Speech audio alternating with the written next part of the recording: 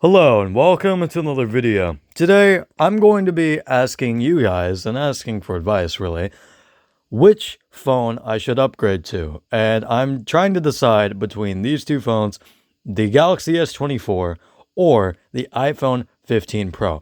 Now you might be asking, why are you trying to upgrade phones? You know, you've had this phone for only a year and a half. And yes, I've only had this phone for about a year and a half. However, I have two major gripes with it that I do want to point out. And first of all, that that first major gripe I have is the performance like inconsistencies. Now, this might have been sort of fixed with the latest One UI 6 update. However, I haven't had a lot of time to really use One UI 6. I haven't really explored it that much. So I don't know, but it seems like yes, generally it is smoother.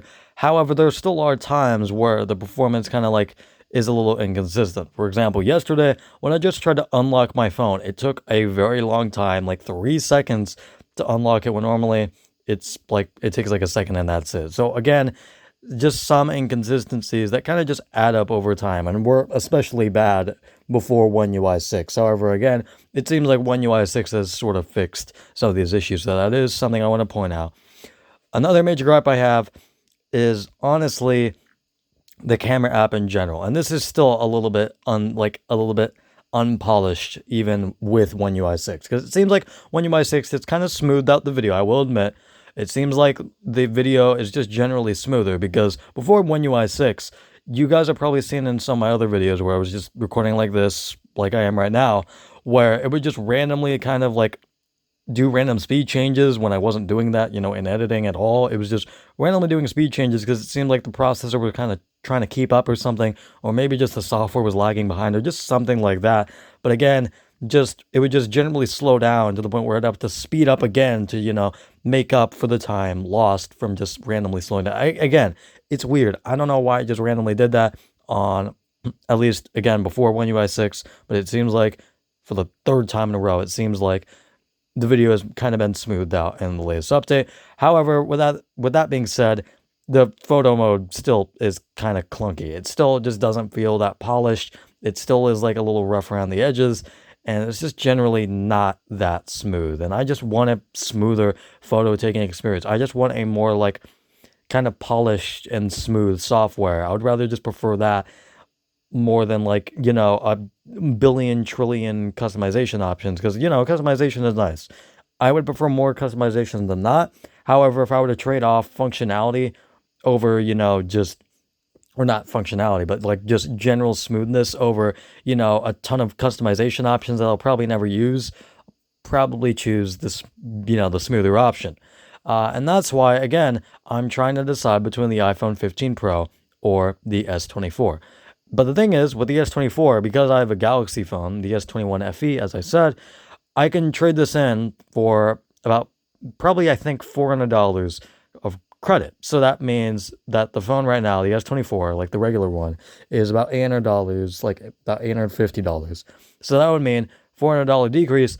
That's probably around more like $560 or $500, which is a pretty big, or not a five, what am I talking about? 450, more like 450 or $500, which is a pretty big decrease. And that is a big factor into the reason why sometimes I might be leaning towards the Galaxy, while sometimes I also might be leaning towards the iPhone 15 Pro, because while I can't trade this in because, again, it's a Samsung phone, so I can't trade this in for any credit, so I have to buy, the 15 Pro at full price.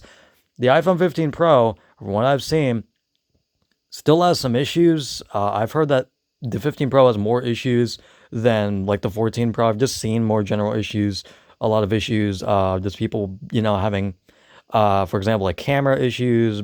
Big example being like DankPods has a issue with his 15 Pro Max where it would just stop recording at 30 minutes. And I don't want that on on a phone. I don't really record past 30 minutes that often. However, in the rare cases I do, I don't want it to just randomly stop because, I paid $1,000 for a phone.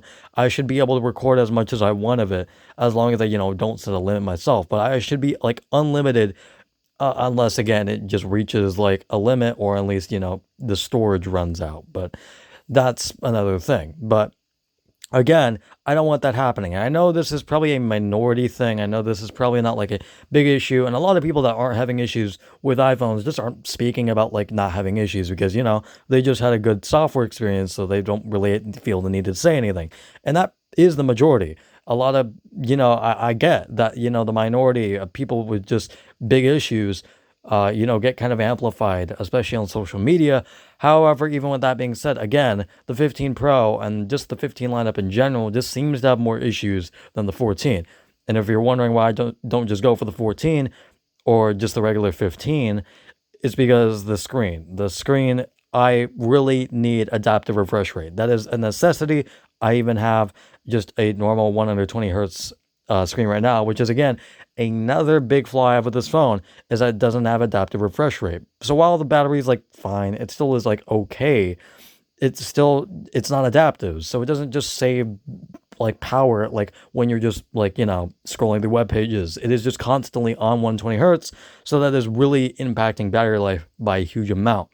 And not only that, not just the general camera, software experience just not being that smooth, just the general photos on this phone just aren't that great. Like they're fine, they're okay, but there is pretty big points where you can really tell that there is a big decrease in quality, especially in low lighting. That is something that Samsung phones really struggle with, and is again another reason why I'm kind of leaning towards the iPhone sometimes, because again, the iPhone really, really handles low light a little bit better than the Samsung, especially in video. And I've seen like the S24 Ultra comparisons to the iPhone 15 Pro Max, and I know that they improved their software. However, iPhone's time to capture is still better than Samsung's. I know, again, Samsung has improved that with these S24 phones. However, again, iPhone is still faster, and that's just, again, a general convenience thing, because this phone, because it's not the S24, of course, takes a decent while to capture. It takes about like 0.5 seconds, I would say, after I clicked the button for it to actually capture the shot, which sucks because, if something happens in like a blink of an eye and I can't capture that ever again, well, I guess I lose that, which I don't want. I want something to be basically really, really close to being instant. I know it can't be instant. I know there is a little bit of a delay no matter what. However, I just want something that is super, super fast in terms of time to capture, and iPhone is is a prime example of just being very, very fast. And just generally, performance is also really, really good on the iPhones. Again, I've heard that the S24 may be improved in terms of performance. However, I haven't seen any like performance, like actual like game by game comparisons or anything like that. So I'm still not exactly sure. And another factor with the S24 is that it's not even out yet. It's taking pre-orders. So because I am an impatient person, I want to go for a phone I can just immediately get. So as soon as I buy it, I can have it in my hands. I don't want to wait like a long time, or not a long time, because I don't think it'll take that long for it to come out. I'm pretty sure it takes like only like 1 more week or maybe 2 more weeks, and then the phone will come out, the S24. However, again, even with that kind of short wait time, I still don't want to wait to get a phone because I bought a phone, so I want to get it. I want to, play with it. I want to use it. So again, that is another factor to the reason why I'm leaning towards Apple. And the final reason why I'm leaning towards Apple is because of Apple AirPods, and also the thing that you get with Apple AirPods, which is 6 months of Apple Music for free, which is big because I've been using Spotify recently, and honestly, it's good, but it's not really album focused, and it seems like Apple Music is a lot more album focused. And again, you get 6 months free, which is a pretty good deal. So yeah, that's again another factor. But not only that, the AirPods just generally seem more neutral than the the wireless earbuds I have right now, which are the Galaxy Buds Pro, which are good. However, I think they're too bassy for me. I've said this in the past, and it's probably still going to be true even if I do get the Apple AirPods. Stuff is just too basic for me. Anything is basically too basic for me. Even the HD 560s, which are very, very popular if you're being dead neutral, still are very basic to my ears because my ears are just naturally sensitive to bass. I've said this before, but it is true. So again, even if I get the AirPods, it still will be basic to me. However, because there's an equalizer, and I've searched it up, there seems to be an equalizer in Apple software, or just generally in Apple Music. I can, turn that down more to my liking. Meanwhile, even when I turn down the equalizer all the way in like the Galaxy Buds Pro, it's still gonna be, it's still too basic for me. And not only that, just the fit for AirPods seem to be a little bit better for me, and the touch controls just seem to be better. And also the ANC, I've actually tested out the ANC. A friend just let me borrow like the AirPods for like a few seconds, and the ANC is so much better than on the Galaxy Buds Pro. And I know you're gonna say, just get the Galaxy Buds Pro 2. And even with that being said, I still have heard that, no matter what, the AirPods second gen, the AirPods Pro second gen, still are better in terms of ANC, which I really want, because sometimes I just want to go into my own little bubble and just not really interact with the world, especially when I'm like watching a show or something. I want that, just escaping into my own bubble kind of feeling. And that, again, is a really, really nice feature to have with AirPods, just having that accessibility. And not only that, just being able to like just touch the stem and having it change like modes. That is really, really nice, instead of just having kind of finicky touch controls. I've never really liked touch controls. And it just, again, seems like AirPods is just a little bit more convenient in that factor, while still being more neutral than even the Galaxy Buds Pro 2, because I have seen the graph for both of those, and I know graph, frequency responses to everything. However, it still is a deciding factor, and no matter what, it does seem like the AirPods Pro 2 are way more neutral and not as bass focused as even the Galaxy Buds Pro 2, which those are also less bassy than my current earbuds, which are the Galaxy Buds Pro, like the regular one. So yeah, again, those are all of the factors for why I am trying to decide between the S24 or the Galaxy, or not the Galaxy, the iPhone 15 Pro. So if you have the iPhone 15 Pro, just say what you think of it in the comments. Say if you have any issues with it. Say if you have like any battery life issues, because I've also heard people having battery life issues, or maybe like signal issues or camera issues, as I said. So just like say in the comments if you had any issues with the 15 Pro. Again, I know that a lot of these issues are in the minority, and a lot of people that don't have issues don't speak about not having issues. However, I just want to know, so I'm a little bit more wary and a little bit more cautious about which phone I actually get. And I know that, the S24 isn't out yet, so you can't like really say anything in the comments about it. But just give a general like specs rundown. I've seen the specs, so I know what to expect. However, just give your opinion about which one you think seems better, just specs wise as well, if you want to. Again, I'm not like trying to force you to do it or anything. Just do it if you want. But yeah, that's basically it.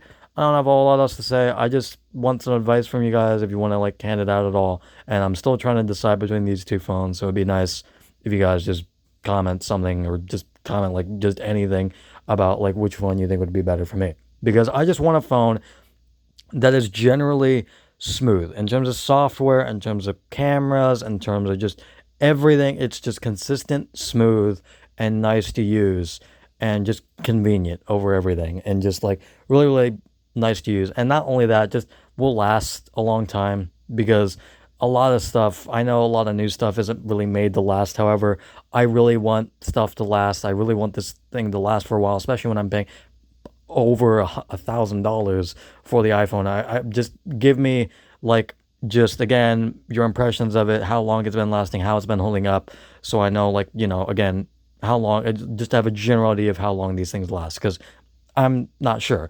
I haven't had an Apple product in a very long time. I've had a little bit of experience with iOS because I used an iPad a very, very long time ago. However, again, I haven't used iPhone. I've never had an iPhone before. I've only had iPad. So again, it is going to be a pretty decent big switch up, especially since, again, I had iPad a very long time ago. So again, it's going to take some time to get used to if I do get the iPhone, but I'm willing to get used to it. And I know that Android in general just has more convenient features at some points, like some specific things. For example, like texting, I've just seen it's a little bit more convenient on Android and a little bit less finicky than iPhone. However, again, I just want a smooth software experience with smooth cameras that are just fast, really, really nice and pleasing to look at, and are just, again, overall, just will last a long time. no matter what. So yeah, that's basically it. I don't have a whole lot else to say, and I'll see you guys in the next video. Goodbye.